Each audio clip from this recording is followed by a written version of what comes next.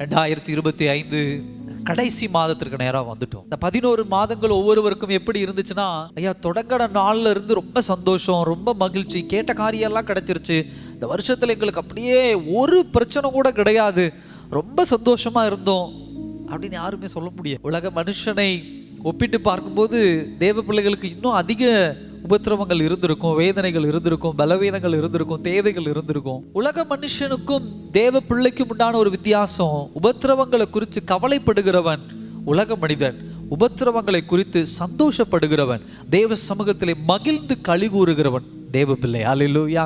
அதுதான் வித்தியாசம், வேற எந்த வித்தியாசமும் கிடையாது. அப்போஸ்தலனாகிய பவுல் இந்த இடத்துல தெளிவா ஒன்று கொடுக்கிறார். என்ன அப்படின்னு சொன்னா, தேவ பிள்ளைகளுக்கு கர்த்தர் வைத்திருக்கிற நோக்கத்தை புரிந்து கொள்ளுகிற பிள்ளைகள் எல்லா விஷயத்திலும் கர்த்தரை கனப்படுத்துகிறவர்களாக இருப்பாங்க, கர்த்தருக்குள்ளே சந்தோஷம் அடைகிறவர்களாக இருப்பாங்க. இந்த மாதத்துல தேவனுக்கு நம்ம நன்றி சொல்ற மாதம். என்னங்கய்யா நன்றி சொல்றது? எவ்வளவு பிரச்சனைகள், எவ்வளவு உபத்திரவங்கள், எவ்வளவு கடன் தேவைகள், எவ்வளவு போராட்டங்கள், எவ்வளவு நிந்தனைகள், எதுக்கு போய் ஆண்டவருக்கு நன்றி சொல்லணும்?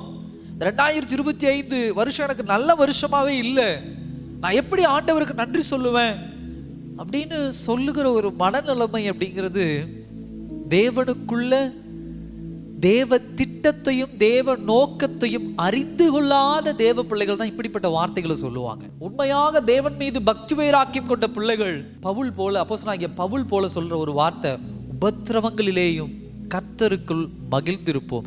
கர்த்தரை மேன்மை பாராட்டுகிற பிள்ளைகளா நாங்க என்ன பண்ணுவோம் இருப்போம். இந்த உலகத்துல எல்லாவற்றிற்கும் மேல நமக்கு நிரந்தரமா கர்த்தர் ஒரு காரியத்தை கொடுத்திருக்கிறார்.